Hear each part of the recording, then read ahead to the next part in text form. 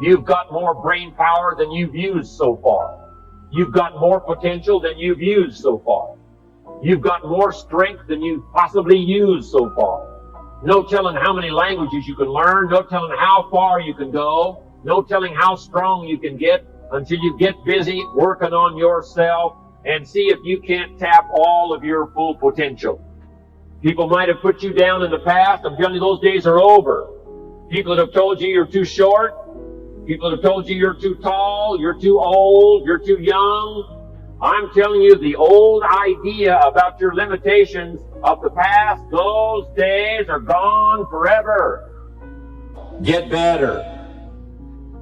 There isn't any of us that can't get better. So turn on this whole idea of personal development and personal growth. That was what my teacher shared with me that changed my life. I'm telling you, for things to get better, you got to get better. Don't ask for it to change out there. Ask for you to change here. Don't ask for a more favorable wind. We call that naive. Don't ask for better seed, better soil. This is the only planet you got. Just ask that you can get wiser and stronger and better and be able to take care of your own responsibilities. Now here's a note to make. It's important to make sure that the greatest pull on your life is the pull of the future. Some people let the past pull them back. The past can be like gravity if you let it to pull you back. Some people live in the past. They live in the darkness of the past. They live in the mistakes of the past. They live in the discouragement of the past. They didn't make it, and that affects them for the rest of their life, living in the past. So we don't want the past to pull us back, to live in the past. So make this note. Dreams and goals can become magnets. Take the first step. The first step is always the hardest step because it forces you, like a chick breaking out of an egg when it hatches. The first step forces you to break out of your comfort zone. And the comfort zone is so strong that probably 90% of people are held back from their full potential all their lives because of this vice-like comfort zone. And when you take the first step, the only way you can do it is break out. And suddenly you see the second step and the third step and the fourth step. And then as you take the steps, your self-esteem goes up and your self-confidence goes up and you become more creative and you start to think of all kinds of ideas. And people say, what's gotten into you? Because whatever it is, you should share it with the others. And so this is the difference between top people. Have a big idea of what's possible and then take the first step. What I do is this, I take out my magic wand. And I'll do this with every audience. I'll say the key to success is what is called future orientation. That means top people, top 10% of people, think about the future most of the time. We've got to have the future well designed. The future is called the promise. The promise of the future can be an awesome force. Designing the future, there's two ways to face the future. One is with apprehension, and the other is with anticipation. I promise you, in my travels around the world, most people face the future with apprehension. And here's why. They don't have it well designed. They've sort of left that up to someone else to fix. But here's the best way to face the future, with anticipation. You can face the future with anticipation if the future is clear, if the future is well designed. In setting goals, it's very simple. Number one, decide what you want. You just take a little time. You sit down and say, what do I want? What kind of skills do I want? What kind of income do I want for the future? Where would I like to go? Places I'd like to visit. Habits I'd like to acquire. Skills I'd like to have. Economics? Friendships? People you'd like to meet? When you've thought about what you want for the future, make a list. If the future gets clear, the price gets easier. Because you got to remember, for every promise, there's a price to pay. Everybody's got to pay the price. Everybody's got to do the deal. Everybody's got to do the disciplines. But here's what I've discovered. If the promise is clear and powerful, the price is easy to pay. The price is some classes. The price is a few books. The price is a few disciplines. The price is finding something that'll make your life better, make you grow, make you change, make you develop. So the first part of the key is to design the promise. Then, what is the price to pay? I'm telling you, the price will be easy. no matter where you are, where you come from. Color doesn't matter, religion doesn't matter, where you grew up doesn't matter, circumstances don't matter. I'm telling you, if you'll make the promise of the future clear for yourself, all of the values of life that you could possibly want, and be serious about it, I promise you it's an easy price to pay. Anybody can pay it. And the best advice I can give you is, if I can do it, you can do it. Farm boy from Idaho, raised in obscurity, I changed my life, turned it upside down, turned it all around, found economics, found future, found promise, and if I can do it, you can do it. The only change that is really going to dramatically affect your life is you. Mr. Shelf said to me, Mr. Rohn, if it isn't going well for you, you don't say, what's wrong out there? You say, what's wrong in here?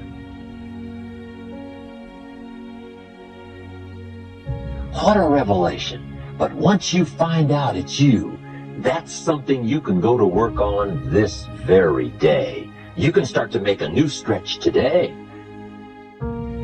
You can start reading some new books today. You can sign up for some new classes today. You can start engaging in constructive thinking today. You can make some life-changing decisions today. See, you don't ever have to be the same again after this evening, only by choice.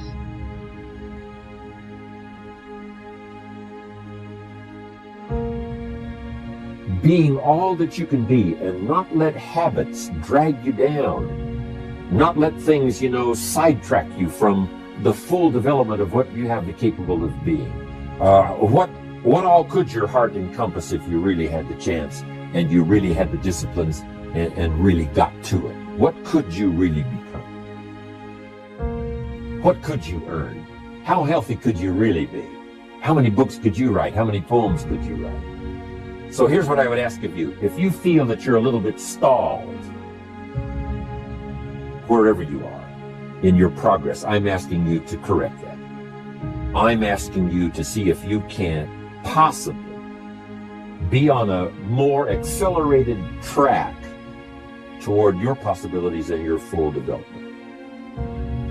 The key to development is to be all that you can possibly be. I don't know what your talents are. I don't know what your skills are, but here's what I probably am right on, that you're behind on an accelerated effort toward your full development.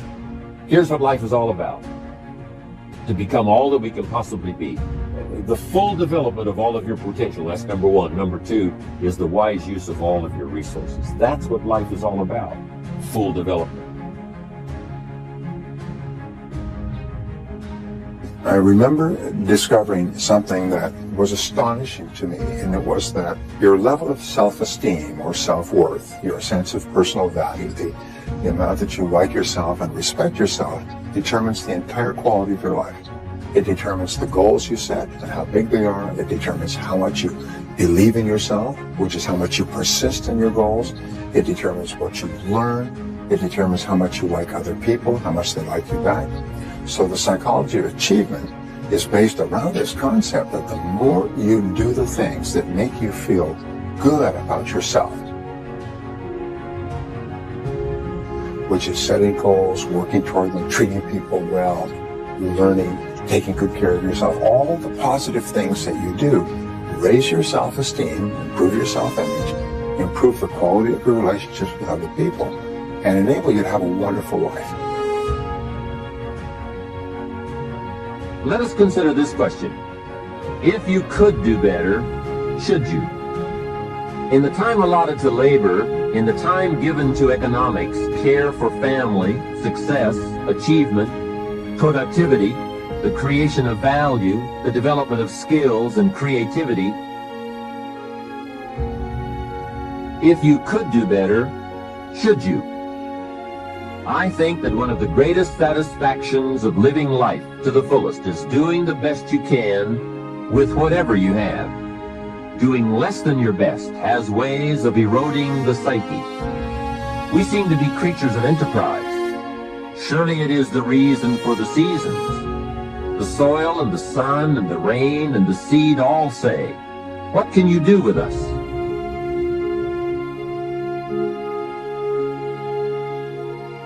The seasons say, do you have the genius to make something unique of us? Life says, here's the raw material. What splendid things can you produce from all there is? So, go for high productivity, the full employment of your genius, the full development of your potential in all areas of your life, including earning money. That is the essence of life.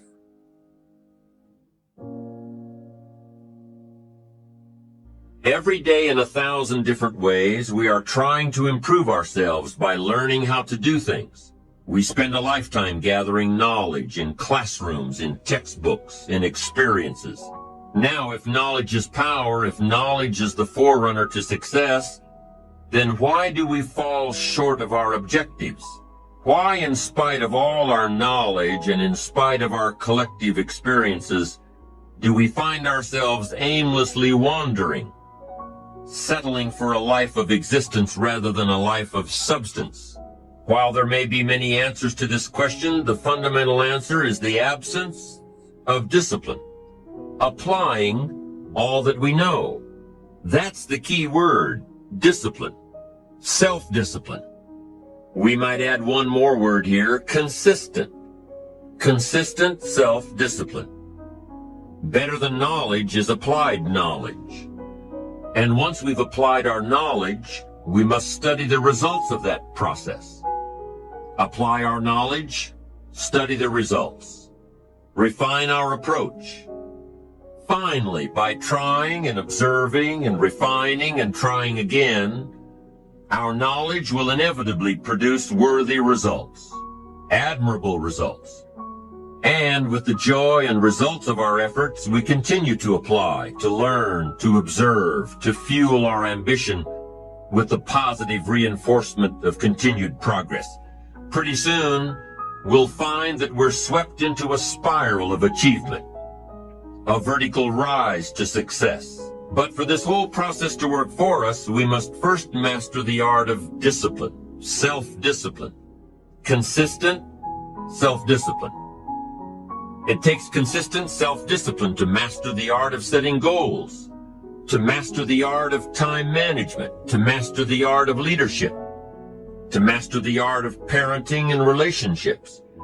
If we don't make consistent self-discipline part of our daily lives, the results we seek will be sporadic and elusive. The rewards of a disciplined life are great, but they're often delayed until some time in the future. The rewards for the lack of discipline are immediate, but they are minor in comparison to the immeasurable rewards of consistent self-discipline. An immediate reward for lack of discipline is a fun day at the beach. A future reward of discipline is owning the beach. For most, we choose today's pleasure rather than tomorrow's fortune. So how can you get rid of the easy distractions? How can you keep your mind on what you're trying to do?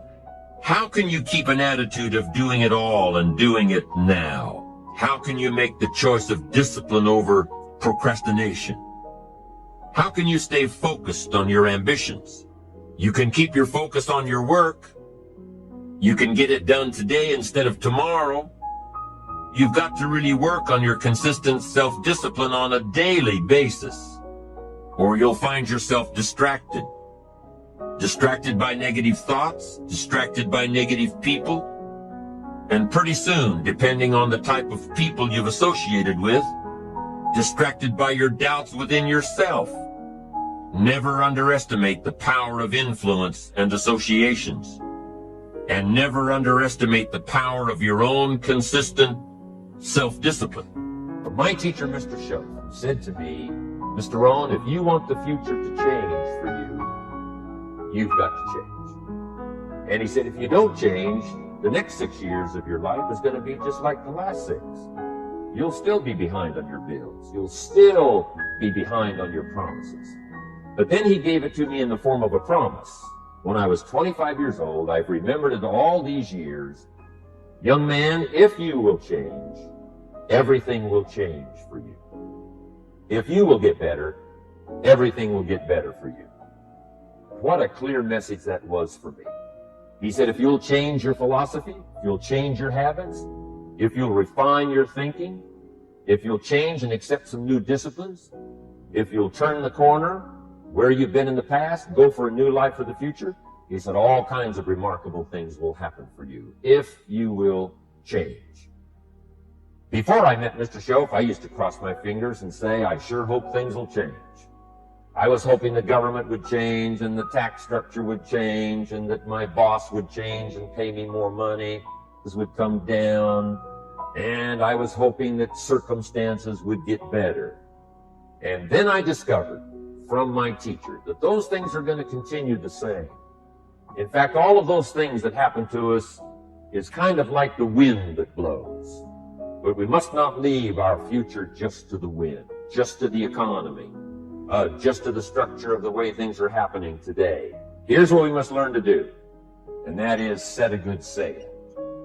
And if you'll learn to set a good sail, and that's what my teacher taught me in those early days. He said, Mr. Rohn, the wind is going to blow however it's going to blow. Politics are going to be politics, and the economy is going to be the economy. And however it turns out, that's the way it's going to be. What you must learn to do is not to wish for a better wind. That's naive. The key is to wish for the wisdom and the skills and the learning so that you can set a better sail. And so that's what I did at age 25.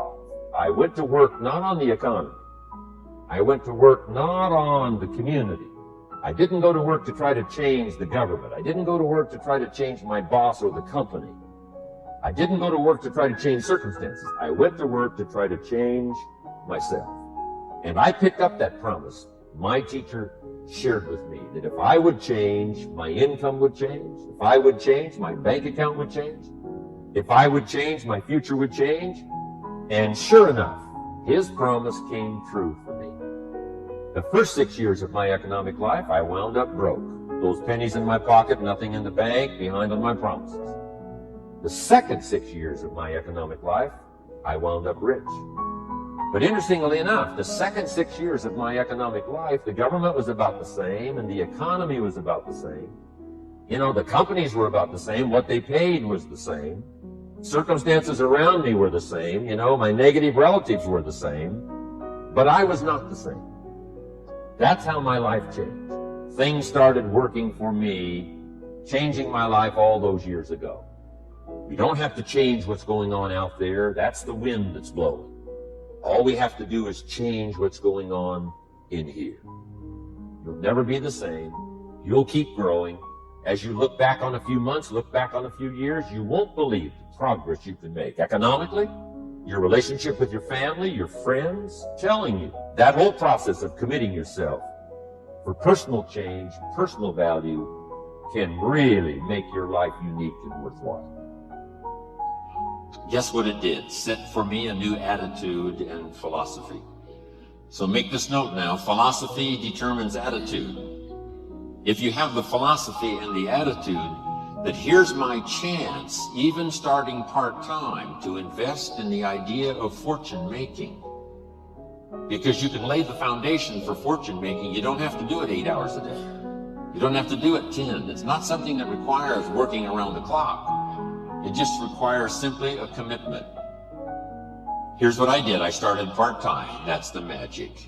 So make this note. Teach people the magic of starting to work part-time. Not just to pay a few bills, that's okay, but how about the idea of working part-time fortune making? It changes everything. It changes how you talk, it changes how you invite, it changes how you treat your customers. It changes how you have respect for your distributors, laying the foundation for a career and then a fortune. It changes everything, your philosophy and your attitude.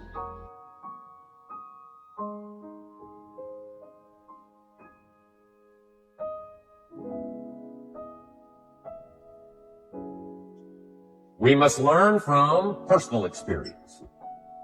Pretty simple. Learn from what happens to you. Take a look back over the last few months. Did you make some mistakes? How could you correct those for the future? Take a look back over the last year. Have you done it right or done it wrong? Let's correct it for the next year.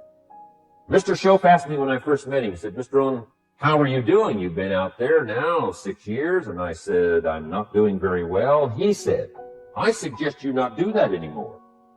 What a simple, swift analysis to my situation. He said, if you keep doing it, the next 6 years will be like the last 6. You don't want that to happen. Let's make the changes. So learn from your personal experience. Second, other people's experiences. That's me, other people. That's your teacher. That's your friends and colleagues, the people you meet that can pass along to you their experiences, what's happened to them, the mistakes they made, how they corrected them, how they changed their health and changed their bank account and changed their income and changed their future. Other people. Now, there's two kinds of people to learn from. One is failures. It's too bad failures don't give seminars, right? That would be valuable. Have them tell you how they lost it all and threw it all away, threw their health away, and threw their friendships away, and things didn't work out well. That would be valuable. But now then, we must also learn from positive people that have done well. They've got the health, and so we ask them, how did you become so healthy? They've got the skills, so we ask them, how did you become this skillful? They've got the income, so we ask them, how did you get here in such a short period of time? So now, here's what's important in personal development. In learning from other people, we learn, number one, by observation. We learn what we see. We watch people that are successful in what they do. In sports, we watch their disciplines. In business, we watch their disciplines. Second, we learn by what we hear. Learn by listening. And then listen to the sermon on Sunday morning. Listen to the lectures. Listen to the teacher. Listen to someone who's got something good to say. And then number three is vitally important on personal development, and that is read all the books you can possibly read in your lifetime. Mr. Schoaf got me started on my library. I've got one of the better libraries. And then I started keeping a journal. One of the major things my teacher taught me was to keep a journal. He said, don't trust your memory. If you hear something good, just make a little note and write it down. So I would suggest you do the same. Things that impress you, a poem that impresses you. When you attend a class, some of the ideas that impressed you, jot them down. You read something in a magazine, right? Some ideas, take those out, put them in your journal. Keep a good journal the rest of your life. This will serve you well. So I want the same thing to happen to you. Value captured that you can resort to later. Go back over it and review it and let it become valuable to you. So that's my first subject, personal development. Work harder on yourself than you do on your job. Develop the skills. Learn the lessons. Take the classes. Absorb all that is being taught to you these days. And then later on, of course, you can sort it out, what's valuable to you and how to refine it for your business and for your life and for your future. But the main thing is to get it and start this process of personal change, personal development. And let me say it one more time. If you will change, everything will change. You'll never be the same. You'll keep growing. As you look back on a few months, look back on a few years, you won't believe the progress you can make. Economically, your relationship with your family, your friends, telling you that whole process of committing yourself for personal change, personal value, can really make your life unique and worthwhile.